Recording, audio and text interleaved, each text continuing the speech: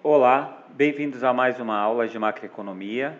O tópico de hoje é política monetária, mais especificamente metas de inflação.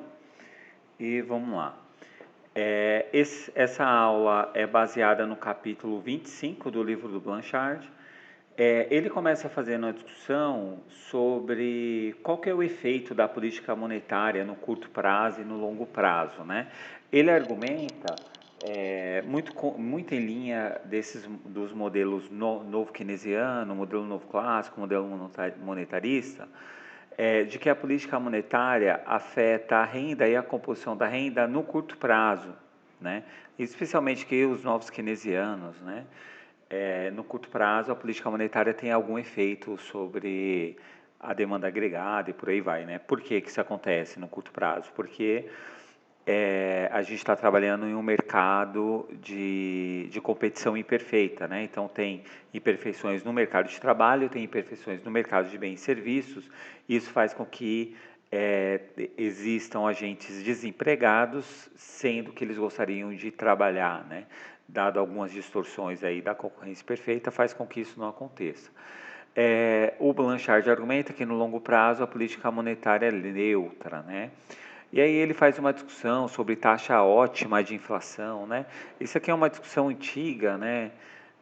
Entre os economistas, né? Eu lembro que há muitos anos atrás, discutindo com um colega, ele achava que a taxa de inflação tinha que ser zero, eu argumentava que não, enfim. É uma discussão, né? Qual que é a taxa ótima de inflação? A inflação tem custos, né? Tem essa ideia de custos de sola de sapato, né? Hoje em dia isso aqui é menos relevante, né? Ou seja, quando a inflação está alta, você tem que ir mais ao banco, comprar mais bens e serviços, né? Eu lembro quando eu era criança, a gente tinha uma taxa de inflação alta no Brasil, eu tinha que acordar muito cedo para ir comprar o pão, né? Se eu demorasse muito para ir comprar o pão, o preço do pão ia aumentar, né? Então a gente já teve no Brasil uma taxa de inflação bastante alta. Hoje em dia isso aqui é menos importante, né? Você compra tudo no cartão de crédito, né? Ninguém anda com moeda, o giro monetário ele é mais simplificado hoje em dia, né? Mas é isso, né? Se você tem inflação alta, você tem que ir comprando as coisas mais rápido, né? Com risco se você não fizer isso, deteriorar o seu poder de compra. A inflação alta, ela também causa distorções tributárias, né? O aumento do preços, especialmente no Brasil, né? Que a carga tributária recai sobre o consumo, o aumento dos preços acaba aumentando os tributos. Outra coisa importante, né? Os agentes econômicos não tem erros sistemáticos, né? Segundo a visão do Blanchard aqui. Ou seja, a inflação vai fazer com que você não tenha um impacto no mercado de trabalho, por exemplo, importante, né? Você não vai ter grandes impactos, vai ter mais impacto sobre o próprio preço. E a variação da inflação também aumenta muito a incerteza, né? Ou seja, quando a inflação está variando muito, os preços estão aumentando muito, fica muito difícil de fazer planejamento, por exemplo, né? Você precisa fazer um planejamento de investimento, fica muito mais difícil você conseguir fazer esse planejamento. Então, a inflação muito alta é um problema, né? Do ponto de vista de investimentos. E é isso, né? A inflação alta para os trabalhadores é péssimo, né? Porque os trabalhadores têm menos poder para conseguir indexar os preços dos salários, né? Então, com isso, os trabalhadores acabam perdendo poder de compra, né? Isso tem acontecido no Brasil nos últimos anos, né? Eu estou gravando essa aula aqui dia 12 de janeiro de 2021 e isso tem acontecido no Brasil nos últimos anos, né? O salário não tem aumentado, mas a inflação tem aumentado, então o poder de compra dos trabalhadores tem caído muito, né? Isso também é um problema grande. Qual o benefício da inflação, né? Acaba reduzindo a dívida do governo, né? Se a inflação aumenta mais do que a taxa de juros que o governo está pagando pelos títulos da dívida pública, por exemplo, você acaba reduzindo a dívida do governo, né? Isso é uma forma de moratória, digamos assim. Depois faz uma discussão, né? O Blanchard faz uma discussão e a OCDE fala isso, né? Que a taxa de inflação ótima está por volta de 3%, né? Isso é é uma discussão em aberto também, mas muitos bancos centrais, né, ou seja, quando muitos países estabelecem a meta de inflação, em torno desse número aqui de 3%. Muito bem. Para a formulação da política monetária, a gente vai precisar de, primeiro, relembrar a curva de Phillips, né? Basicamente, a curva de Phillips aqui naquela versão monetarista, ou seja, a inflação, ela depende da inflação no período passado, né? Ou seja, aquela ideia de inflação inercial, né? Ou seja, que a inflação do período passado passa para o período presente. E a diferença entre o desemprego corrente e a taxa natural de desemprego, né? Então, por exemplo, se o desemprego está maior que a taxa natural de desemprego, né? Então esse parâmetro aqui vai ficar positivo, né? Positivo com negativo vai dar negativo aqui, né? E aí o que vai acontecer é que a taxa de inflação vai cair. Então, se o desemprego tiver maior, né, que a taxa natural, a inflação cai. Se o desemprego tiver abaixo da taxa natural, né, então aqui esse parâmetro vai ficar negativo, vai ficar negativo também, e aí a gente vai ter o aumento da inflação para o próximo período. Basicamente essa é a ideia, né, da curva de Phillips aqui nessa versão aceleracionista.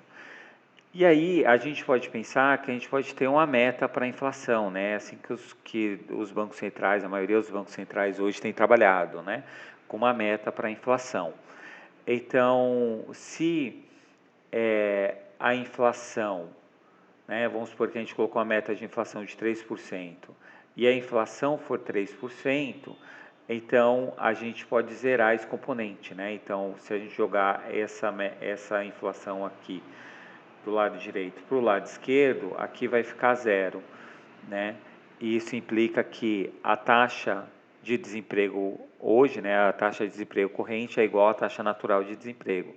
Então, quando acerta a meta de inflação por essa curva de Phillips, a taxa natural, a taxa corrente de desemprego é igual à taxa, né, a taxa natural de desemprego, né? Nem sempre é possível atingir a meta no curto prazo, né? Isso aqui é importante, né?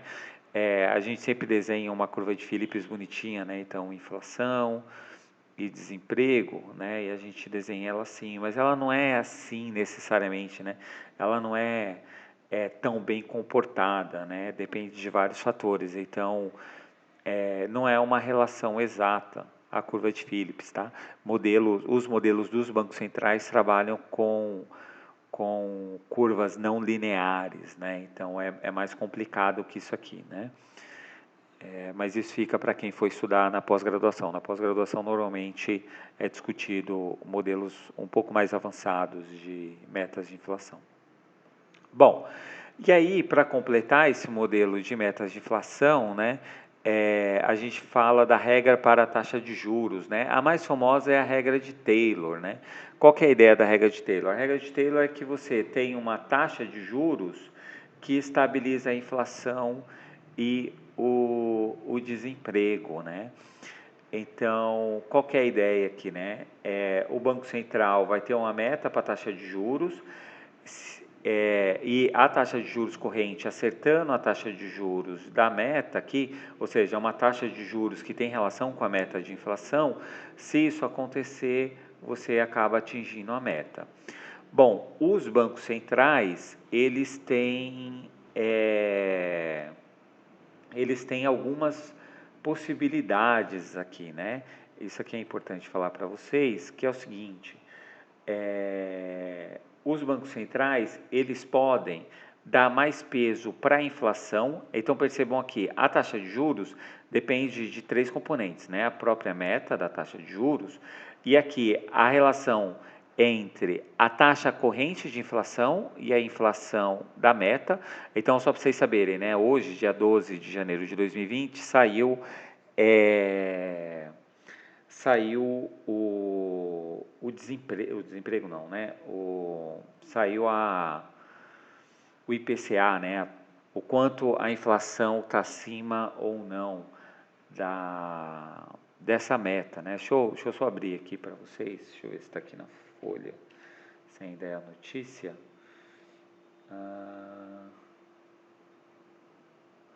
Não, deixa eu ver no valor econômico. Saiu hoje esse dado.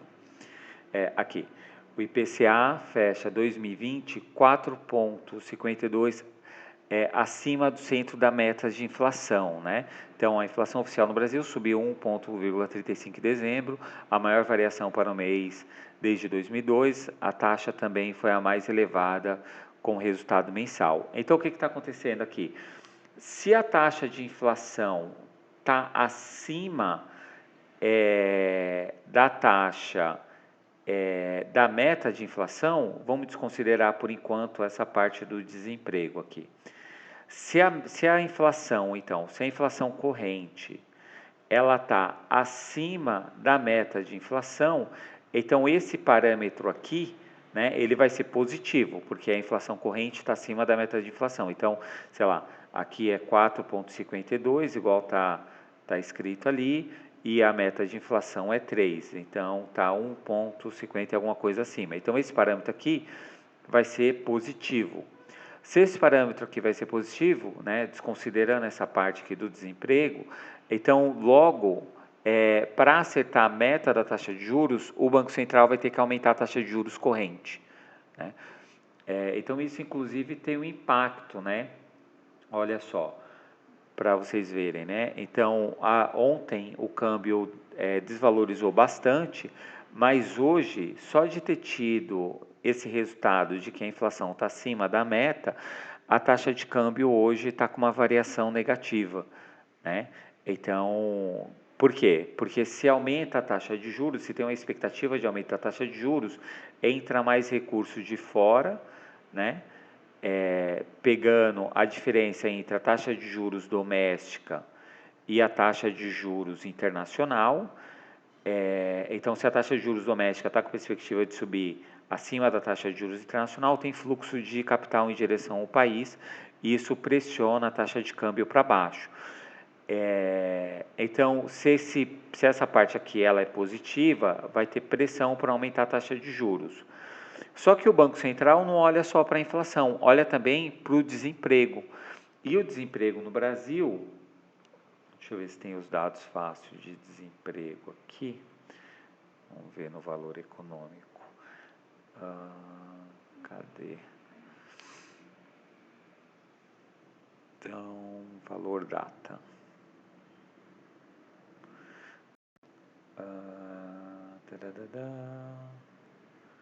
Transações, PCA.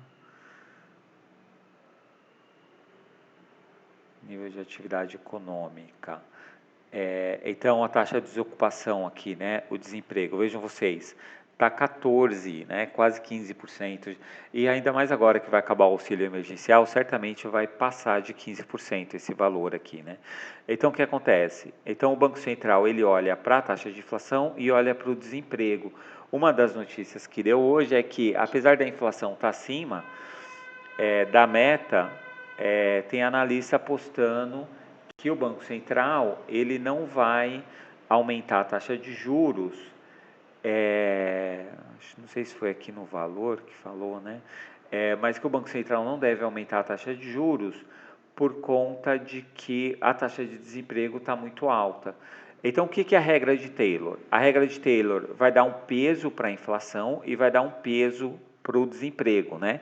Então, se o Banco Central ele é mais avesso à inflação, esse parâmetro A aqui vai ser tipo 0,75, um valor bem alto para esse parâmetro A, enquanto o B ele vai ser 0,25. Então, se o Banco Central ele está mais preocupado com a inflação do que com o desemprego, se a taxa de inflação estiver acima da taxa, a taxa de inflação corrente estiver acima da taxa de inflação da meta de inflação, então provavelmente o Banco Central aumenta a taxa de juros. Só que se o Banco Central, né, ele der mais importância para o B, então vamos supor que o B seja 0,75 e o A 0,25, o Banco Central, nesse caso, ele dá mais importância para o desemprego. Então, por mais que a taxa de inflação aqui esteja apontando para o aumento da taxa de juros, como o desemprego está acima, como o desemprego está muito acima da taxa natural de desemprego, esse parâmetro aqui, ele puxa a taxa de juros para baixo. Então, é possível que o Banco Central mantenha a taxa de juros hoje no Brasil está próxima de zero, é possível que o Banco Central mantenha essa taxa de juros bem perto, né? Vamos ver aqui. Então, a taxa de juros hoje, né, a Selic Over, ou seja, a que muda toda noite, né, ela está em 1,90, ou seja, a taxa de juros está negativa, né? Se a gente está tendo uma inflação de 4,25, a taxa de juros hoje não cobre a inflação, né? O CDI está o mesmo valor. Olha a poupança, então, quem está investindo na poupança está perdendo muito dinheiro mesmo, né? Porque a taxa de inflação está bem maior. Então é isso, né? Essa discussão que eu queria falar com vocês hoje da regra de Taylor, né? O Banco Central ele vai tentar acertar uma taxa de juros que vai estabilizar a economia. Ele vai olhar para esses parâmetros, né? Ele vai olhar para o parâmetro da moeda, ou seja, o parâmetro da inflação e do desemprego, e o Banco Central ele tem a opção de dar mais peso para o desemprego, mais peso para a inflação, mais peso para o desemprego. Ele pode também, né, o parâmetro A pode ser tipo 0,5 e o parâmetro B pode ser também 0,5 e ele vai dar o mesmo peso para esses dois parâmetros aqui, né? Ou seja, a diferença entre a inflação corrente e a meta da inflação e a diferença entre o desemprego corrente e o desemprego da taxa natural. Então é isso, muito obrigado por ter assistido a aula até aqui, vejo vocês na próxima. Tchau, tchau.